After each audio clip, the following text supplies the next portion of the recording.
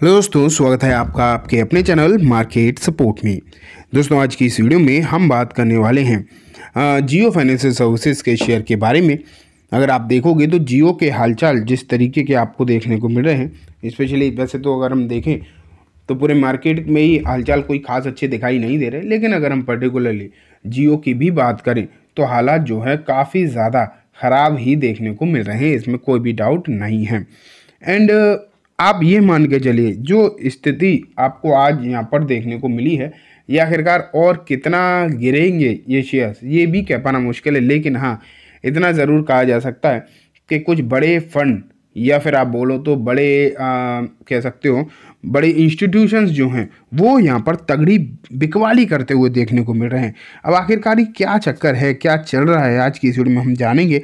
And investors आगे और कितना प्रॉब्लम जो है झेलते हुए देखने को मिलेगी इन्वेस्टर्स को, सब कुछ डिस्कस करने वाले हैं। ठीक है, स्टार्ट करते हैं।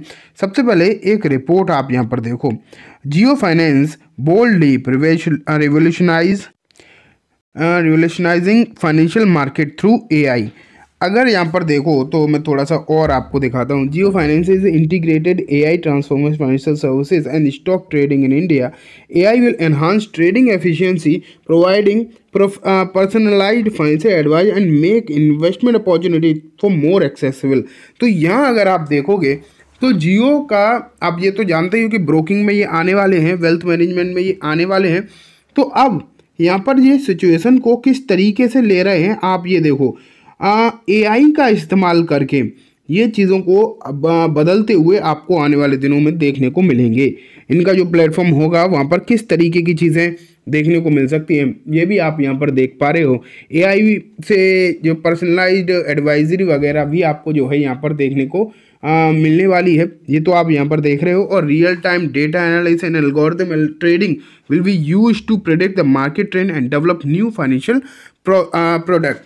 तो दोस्तों, आप ये मान के चलिए कि हमने पहले भी डिस्कस किया था कि जब जियो फाइनेंशियल सर्विसेज इस पर्टिकुलर फंड फील्ड में जब आएगी तो ये पूरी तरीके से चीज़ों को चेंज कर देगी, बदल देगी। ये तो आप पक्की तरीके से मानकर चलिए, वही आपको यहाँ पर देखने को मिल रही है। Jio Finance approach market to a shift toward smart tech enabled solution in the financial landscape, promoting data driven and accessible services.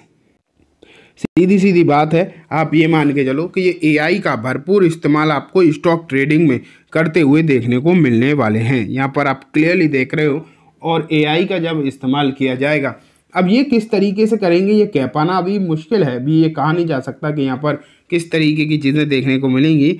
लेकिन जब ये पूरी तरीके से मार्केट में देखने को मिलेगा प्लेटफॉर्म, तब आपको जो चीज़ें हैं बिल्कुल ही बदलती हुई आपको जो है देखने को मिल सकती हैं। आप ये मान के चलो, आने वाले दिनों में कॉम्पिटिटर्स की तो हालत ख़राब होने वाली है, इसमें भी कोई डाउट नहीं है। जो इस कॉम्पिटिटर हैं इस फील्ड में, उनकी तो हालचाल जो है आपको बहुत ज़्यादा ख़राब होते हुए देखने को मिल सकते हैं। इस बात के जो चांसेस हैं वो काफ़ी ज़्यादा हाई दिखाई दे रहे हैं दोस्तों, तो आपको नज़र रखना चाहिए। The future of financial services, देखो यहाँ पर लिखा है, मतलब ये पूरी तरीके से एआई को यूज़ करके मार्केट का पूरा स्ट्रक्चर हो सकता है बदलते हुए भी आपको देखने को मिले। इसलिए लॉन्ग टर्म फ्यूचर तो इसका जो है वो काफ़ी ज़्यादा पॉजिटिव देखने को मिल सकता है, इस बात के चांसेस हैं। देखो यहाँ लिखा है, this new era how Jio Finance is shaping the future of investment. पूरी तरीके से इन्वेस्टमेंट का जो फ्यूचर है, इस ट्रेडिंग का जो फ्यूचर है, स्टॉक ट्रेडिंग का, उसे जो है पूरी तरीके से हो सकता है जियो फाइनेंस चेंज करके रख दे। और इसे तो फ़ायदा होगा ही, इसमें तो कोई भी डाउट नहीं है। यहाँ पर देखो क्या लिखा है, What are the potential benefit for retail investor using Jio Finance AI powered platform? तो डेफिनेटली अब जब इतनी सारी चीज़ें, इतनी सारी फीचर्स मिलेंगे तो लोग यूज़ तो करेंगे। हालांकि अभी जियो फाइनेंस का कोई प्लेटफॉर्म अभी तो मेरे ख्याल से आया नहीं है, हाँ, लेकिन जब आएंगे तब आपको देखने को मिलेंगी चीज़ें। लेकिन फ़िलहाल अगर हम देखें, फ़िलहाल तो ऐसे कोई भी प्लेटफॉर्म देखने को नहीं मिल रहे हैं। लेकिन ये पक्की बात है कि जब इसके जब नए प्लेटफॉर्म आपको देखने को मिलेंगे तो बहुत सारी चीज़ें बदलती हुई देखने को मिलेंगी। अब आते हैं इस स्टॉक के बारे में। यहाँ अगर आप देखो तो लिखा हुआ है कि शेयर जो है 30% नीचे है।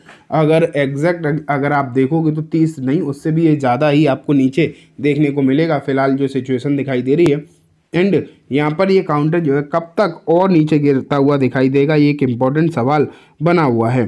देखो मैं आपको शुरुआत में बता चुका हूँ कि अभी ये चीज़ें तो खैर कोई नहीं बता सकता कि कौन सा शेयर कितना गिरने वाला है, लेकिन हाँ इतना ज़रूर यहाँ पर देखने को मिल रहा है कि आप कुछ बड़े फंड जो है यहाँ पर बिकवाली करते हुए दिखाई दे रहे हैं, हालांकि कुछ खरीदारी भी करते हुए देखने को मिल रहे हैं। तो एक बार पूरा डेटा देख लेंगे तो चीज़ें जो है ज़्यादा समझ में आएंगी। तो चलो देखते हैं एक बार डेटा। तो ये देखो आपके लिए जियो फाइनेंशियल सर्विसेज का मैंने जनवरी का डेटा रख दिया है। एंड यहाँ अगर आप देखोगे तो देखो क्या है, दिखाई दे रहा है कुछ फंड जो है ऊपर से नज़र आ रहे हैं। सबसे पहले तो मोतीलाल ओसवाल की जो दो फंड है ना, यहाँ देखो इन दोनों फंड के थ्रू 64% की जो 61% और एक ने 64% की जो बिकवाली करी है। बेसिकली ये बिकवाली जो है आप ये मान के चलिए कि भारी भरकम एक अच्छी खासी बिकवाली यहाँ पर देखने को मिल रही है। और इस तरीके की बिकवाली जो आपको नज़र आ रही है ये डेफिनेटली थोड़ी सी कहीं ना कहीं टेंशन तो क्रिएट कर ही देती है, क्योंकि ना अगर एक आध फंड में बिकवाली होती बाकी में खरीद तो और अलग बात है। मोतीलाल ओसवाल के दो जो बड़े फंड आपको देखने को मिल रहे हैं उन दोनों की ही तरफ से बिकवाली जो आई है ये कहीं ना कहीं टेंशन क्रिएट करती है इन्वेस्टर्स के लिए, ठीक है। लेकिन अब अगर हम आगे चलें तो आगे भी ऐसा नहीं है कि आगे सिर्फ बिकवाली ही है, आगे खरीदारी वाले फंड भी आपको जो है देखने को मिलेंगे। तो जिसमें आपको ऐसे प्रू दिखाई देगा 3-4%, फिर निपॉन है, फिर आप देखो निपॉन है, फिर एसबीआई का एक फ़ंड है। एसबीआई की अच्छी खरीदारी है नो डाउट। और इस तरीके की अगर किसी फंड की तरफ से जैसे बिकवाली आई मोतीलाल की तरफ से, अगर किसी फंड की तरफ से अच्छी खरीदारी भी आए तो चलो थोड़ा सा बैलेंस होता हुआ दिखाई देगा, और वो आप यहाँ पर देख रहे हैं। हालांकि ICICI और HDFC आर्बिट्रेज फंड की तरफ से एक भारी भरकम खरीदारी आई है, ये भी आप यहाँ पर देख पा रहे हो। किसकी तरफ से? HDFC की तरफ से जिस तरीके की खरीदारी आई है ये श्योरली एक बड़ी खरीदारी है। एंड इसका हो सकता है फ़ायदा भी आपको देखने को मिले, लेकिन फ़िलहाल जो सिचुएशन मोतीलाल ओसवाल ने ट्रिगर करी है वो डेफिनेटली थोड़ी सी टेंशन भरी भी देखने को मिल रही है, ठीक है। तो इन सब चीज़ों पर बेसिकली आपको ध्यान रखना चाहिए। फ्यूचर तो इसका अच्छा दिखाई दे ही रहा है, इसमें तो कोई डाउट नहीं है। देखो टाटा का एक फंड भी आपको देखने को मिल रहा है लगभग 228% की खरीदारी। बस दिक्कत वाली बात जो है फ़िलहाल की है, फ़िलहाल थोड़ी सी समस्या ज़रूर देखने को मिल रही है मार्केट में। अगर ये चीज़ें सुधरती हुई दिखाई दी आगे आने वाले दिनों में तो चीज़ें जो हैं सुधर जाएंगी। और जो फ्यूचर प्लान है specially in terms of broking firm अगर हम देखें तो वो तो श्योरली काफ़ी अच्छे हैं। फ्यूचर प्लानिंग तो इसकी काफ़ी बेहतरीन देखने को मिल रही है, इसमें तो कोई भी डाउट है ही नहीं। और जब वो सभी फ्यूचर प्लान एग्जीक्यूट करे जाएंगे तो आप यहाँ पर एक बड़ी तेज़ी की भी उम्मीद कर सकते हैं। तो चलिए दोस्तों आज की इस वीडियो में बस इतना ही। उम्मीद है वीडियो पसंद आई होगी। वीडियो अच्छी लगी हो तो इसे लाइक करना, चैनल को भी ज़रूर सब्सक्राइब करना, जाते जाते बेल आइकन भी दबाना, जिससे कि जब भी मैं कोई नई वीडियो डालूँ आपके पास नोटिफिकेशन सबसे पहले आ जाए। एंड दोस्तों वीडियो सिर्फ और सिर्फ एजुकेशन एंड इन्फॉर्मेशन पर्पस है, तो इस किसी भी तरीके की बाइंग सेलिंग के रिकमेंडेशन के तौर पर बिल्कुल भी ना देखें। Thank you.